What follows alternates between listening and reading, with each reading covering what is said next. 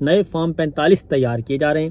اور پتن کی حالیہ رپورٹ کے مطابق نواز شریف صاحب کا جو حلقہ ہے 130 لاہور کا، اس میں 20 سے 25% حلقے ایسے ہیں جہاں پہ ووٹ جو ڈالے گئے ہیں وہ 100% سے بھی زیادہ ہیں۔ یعنی اگر اس پولنگ اسٹیشن پہ پولنگ بوتھ پہ اگر 200 ووٹ تھے تو وہاں پہ 200 سے زیادہ ووٹ ڈالے گئے ہیں۔ اور اسی طریقے سے اگر کسی پولنگ ووٹ پہ 500 ووٹ تھے تو 500 سے زیادہ ووٹ ڈالے گئے۔ یعنی سب کے سب ووٹ کاسٹ نہیں بلکہ زیادہ ووٹ کاسٹ ہوئے۔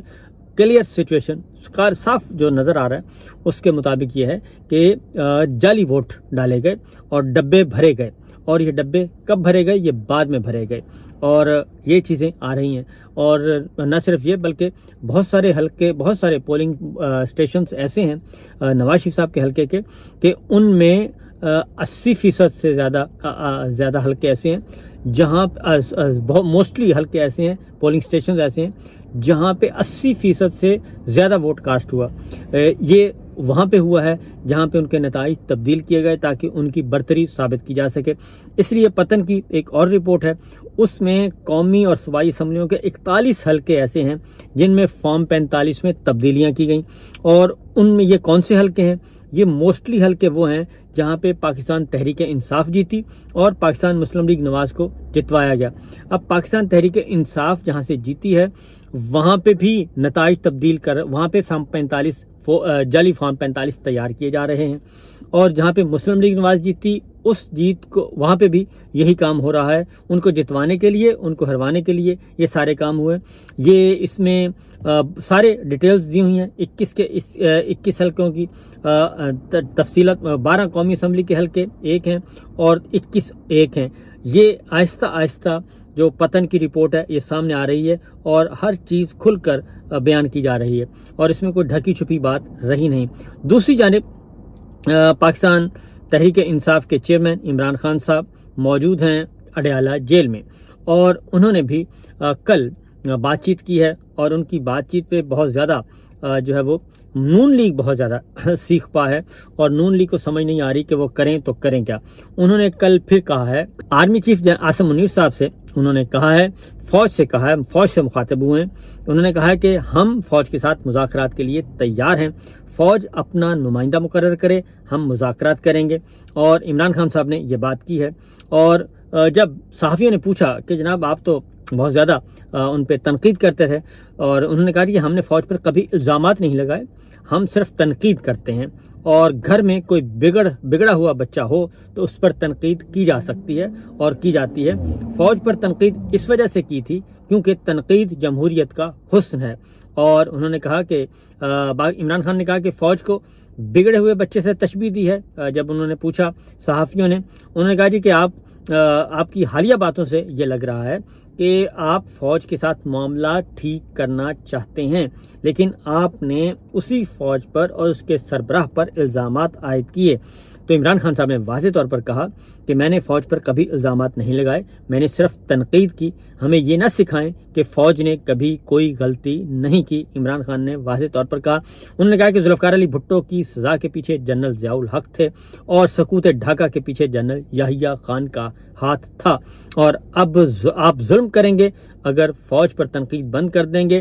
تو انہوں نے کہا کہ ظلم اگر کیا جائے گا تو اس پہ تنقید بھی ہوگی اور اس کی نشاندہی بھی کی جائے گی۔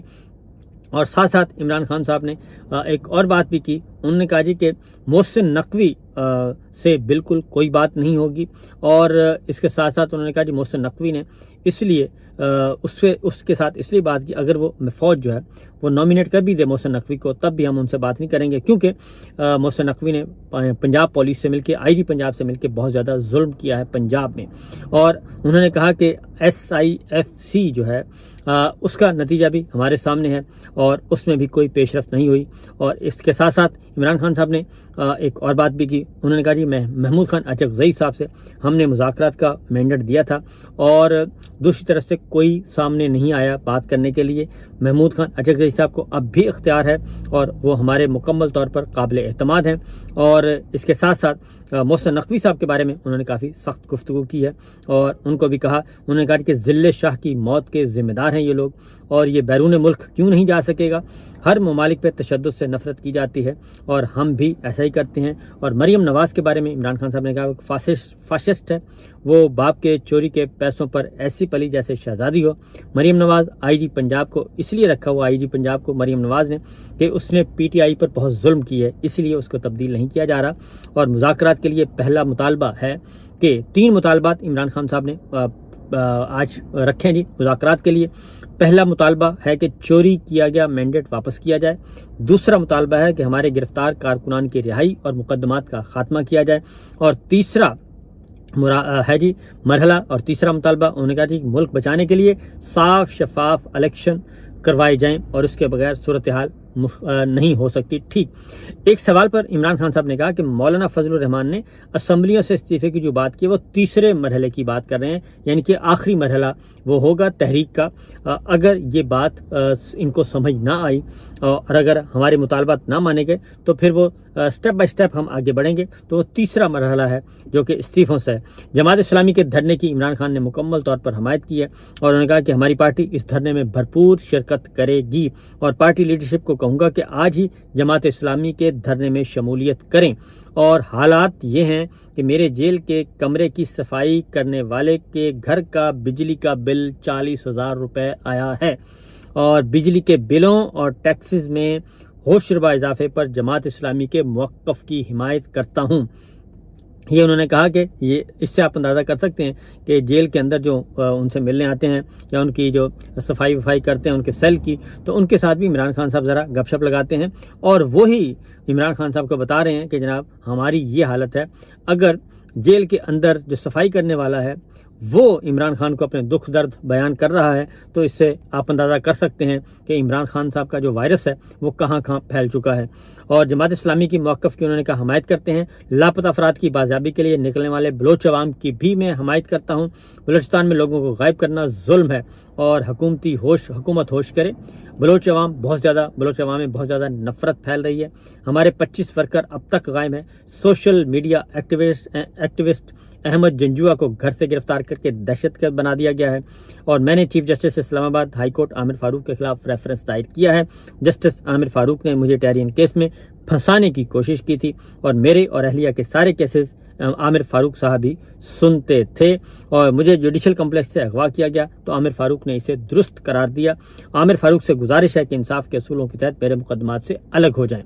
ہائی کورٹ میں اور بھی ججز ہیں، کسی اور کو کیس دے دیں اور 9 مئی کے واقعات میں ہماری بے گناہی CCTV فوٹیج میں چھپی ہوئی ہے اور اگر 9 مئی میں PTI کا کوئی بندہ ملوث ہے تو اسے ضرور سزا دیں، لیکن 28 سالہ جدوجہد میں کبھی توڑ پھوڑ کی بات نہیں کی۔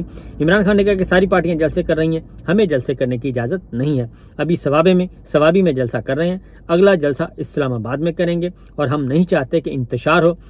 اور حکومت سے ہم کیا مذاکرات کریں؟ پیپلز پارٹی اور نون لیگ دونوں فارم 47 والے ہیں۔ حکومت کا ایک ہی مقصد ہے کہ PTI اور فوج کو لڑاؤ اور ہماری جماعت ختم کرواؤ۔ یہ دونوں جماعتیں سمندر میں ڈوب رہی ہیں اور جوتے کے سہارے لٹک رہی ہیں جس پر 9 مئی کا ٹیگ لگا ہوا ہے۔ عمران خان نے کہا کہ نیب کے پروسیکیوٹر سے گزشتہ روز کوئی معافی تلافی نہیں ہوئی، بلکہ انہوں نے کہا کہ یہ بالکل غلط بات ہے اور نیب کے پروسیکیوٹر کے بارے میں اور نیب کے بارے میں ابھی بھی کہوں گا کہ نیب جو ہے وہ بے ضمیر ہے اور ضمیر فروش ہے اور وہ پگڑیاں اچھالتا ہے اور وہ زیادتیاں کر رہا ہے، جھوٹے مقدمات بناتا ہے اور نیب کی وجہ سے میں 1 سال میں جیل میں ہوں اور نیب والے یا تو نااہل ہیں یا پھر بے ضمیر لوگ ہیں۔ جس آدمی کو گھر سے نکالا اسی کو میرے خلاف وعدہ معاف گواہ بنایا۔ میرے اوپر 200 مقدمات درج کرنے پر دنیا ان کا مذاق اڑا رہی ہے۔ اور ایک بریگیڈیئر صاحب گئے تھے اور بریگیڈیئر صاحب پیغام لے کر گئے تھے عمران خان صاحب کے پاس، جہاں عاصم منیر صاحب کا، اور وہ یہ تھا کہ آپ ہلکی پھلکی معذرت کر لیں اور معافی مانگ لیں 9 مئی کی تو آپ کو اقتدار مل سکتا ہے۔ لیکن عمران خان صاحب نے کہا کہ قرآن مجید پہ آپ ہاتھ رکھ کر کہہ دیں۔ بریگیڈیئر صاحب کو انہوں نے کہا کہ کیا آپ قرآن مجید پر ہاتھ رکھ کے کہہ سکتے ہیں کہ یہ سارا کام میں نے کیا ہے یا پاکستان تحریک انصاف نے کیا ہے؟ اگر آپ کہہ دیں، آپ کو یقین ہے، تو میں ابھی یہ کام کرنے کے لیے تیار ہوں۔ تو بریگیڈیئر صاحب نے کہا جی کہ یہ کام تو میں نہیں کر سکتا اور میں قرآن مجید نہیں اٹھا سکتا کیونکہ ایسی کوئی میرے پاس نہیں ہے گواہی۔ تو جس کے بعد معاملات جو ہیں انہوں نے کہا کہ وہ پھر جا کے بتائیں کہ جو غلط بات ہے وہ غلط ہے، جو صحیح ہے وہ صحیح ہے، اور اس لیے 9 مئی کی معافی وہ مانگے جنہوں نے کروایا ہے، اور CCTV فوٹیج جن کے پاس ہے وہی 9 مئی کے ذمہ دار ہیں۔ انہوں نے کہا کہ قرآن مجید پہ فیصلہ کر لیتے ہیں اور قرآن مجید لے آئیں اور وہاں سے پتہ چل جائے گا، اور جو قرآن پاک پہ حلف دے دے گا وہ اپنی بے گناہی ثابت کرے